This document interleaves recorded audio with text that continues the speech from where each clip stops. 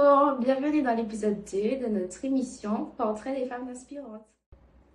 Bonjour, aujourd'hui je vais vous présenter Madame Léa Charles Donatien. Tu peux la connaître, elle a plus de 100 000 abonnés sur le réseau. Elle détient l'entreprise Jardin de Nini et elle l'a créée en 2022. Bonjour Madame Léa Charles-Donatien. Aujourd'hui, on va vous poser 5 questions. Voici la première. Pour vous, qu'est-ce que représente la Journée internationale des droits des femmes? La journée de lutte pour les droits de la femme, en fait, déjà pour moi, ça représente une journée importante. C'est important de se rappeler d'où on vient. Toutes les personnes qui sont battues pour qu'aujourd'hui, nous, les femmes, on puisse travailler, avoir notre propre argent, être femme d'entreprise, avoir notre business et juste avoir cette certaine liberté même de voter.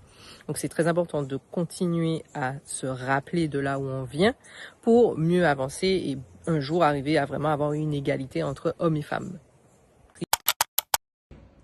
Bonjour Madame Charles Donatien. En tant que femme, quels sont les défis que vous avez rencontrés dans votre domaine et comment vous les avez surmontés?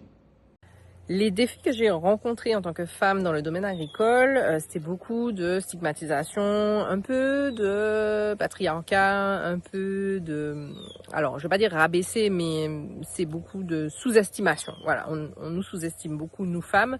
On pense qu'on sera pas capable de porter des charges lourdes, qu'on sera pas capable de travailler de la terre, qu'on sera pas capable de faire certaines choses, alors que pas du tout. Il y a aussi au début, il y a eu beaucoup de remises en question au niveau des connaissances partagées, etc. Est-ce qu'elle sait vraiment de quoi elle parle? Donc ça a été aussi un défi. Faut juste savoir, alors des fois pas hausser la voix, mais être un peu plus ferme dans ce qu'on dit pour être sûr que les personnes en face entendent ce que vous dites. Et puis faut pas lâcher en fait. Donc c'est un combat de tous les jours pour essayer de montrer que une femme a sa place en fait dans une entreprise agricole. Selon vous, qu'est-ce que les femmes rapportent de particulier ou de différent dans le monde agricole? Alors la femme dans le domaine agricole, je trouve qu'elle va, dans une entreprise en général, elle va apporter ce côté multitask. Donc elle va pouvoir faire plusieurs choses à la fois. On a une forte capacité à pouvoir gérer des choses qui nous tombent dessus.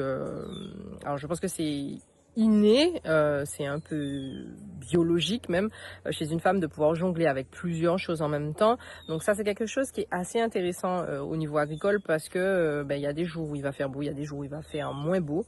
Et il faut toujours avoir un petit coup d'avance pour être sûr que ne pas attendre en fait que par exemple une tempête dévaste toute la récolte et toujours avoir ok, qu'est-ce que je peux faire de plus, est-ce que je peux faire de la diversification.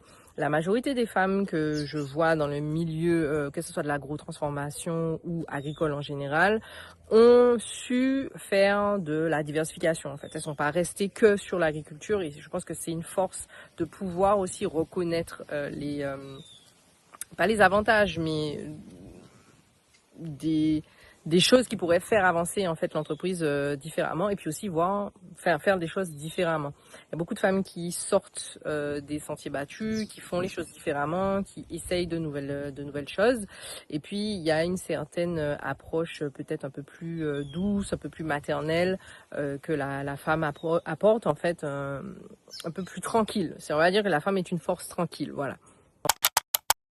Madame Charles Donatien, est-ce que vous pensez que les femmes doivent prendre plus de place dans le domaine agricole et si oui, pourquoi? Alors oui, c'est important que les femmes prennent de plus en plus de place dans des domaines comme l'agriculture, parce que par exemple en Martinique, il y a quand même plus de femmes que d'hommes, donc ce serait dommage en fait qu'on n'ait pas plus d'agricultrices que d'agriculteurs. Après pourquoi? Parce que il y a des choses à faire, il y a de la place pour tout le monde, et je pense que ça pourrait apporter peut-être aussi un regard nouveau, une synergie différente aussi, qui pourrait peut-être faire avancer un peu plus le secteur. Quel message souhaitez-vous transmettre aux jeunes filles qui voudraient se lancer dans un projet comme le vôtre? Alors, s'il y a des jeunes filles qui veulent faire ce qu'on fait, c'est-à-dire que ce soit de la transformation, que ce soit de l'agriculture, gérer une entreprise agricole, enfin voilà, avoir un service de livraison, faire de la dématérialisation, etc., etc., je dirais qu'il faut attacher son cabri. Voilà. Faut vraiment bien réfléchir avant de se lancer, savoir s'entourer des bonnes personnes, même si ça prend du temps, savoir accepter les échecs, parce que ça va arriver sur le parcours, c'est comme ça, votre parcours ne sera pas parfait, vous n'allez pas réussir du premier coup, il y a des fois où ça va être difficile, il y a des fois où vous n'allez pas dormir, c'est la réalité de l'entrepreneuriat, heureusement et malheureusement. Et il faut aussi comprendre que c'est pas forcément fait pour tout le monde et que si on échoue, faut pas voir ça comme une remise en question complète de votre vie. C'est comme ça. C'est comme être docteur, c'est comme être astronaute. C'est pas tout le monde qui peut le faire. Et des fois, c'est ancré dans biologiquement, il y a des gens qui sont plus prédestinés à le faire que d'autres. Voilà. Donc, faut vraiment réfléchir et il faut s'accrocher parce que c'est un secteur qui est très compliqué, mais qui offre beaucoup parce que la nature, elle est généreuse. Une fois qu'on sait et qu'on la respecte, elle peut être très généreuse, mais elle peut être aussi, c'est à double tranchant en fait. Donc, je dirais vraiment le mot, c'est bien réfléchir et bien s'entourer. Merci à Madame Charles Donation d'avoir répondu à nos questions et merci à vous d'avoir regardé cet épisode. Rendez-vous au prochain épisode de cette émission, Portrait des femmes inspirantes.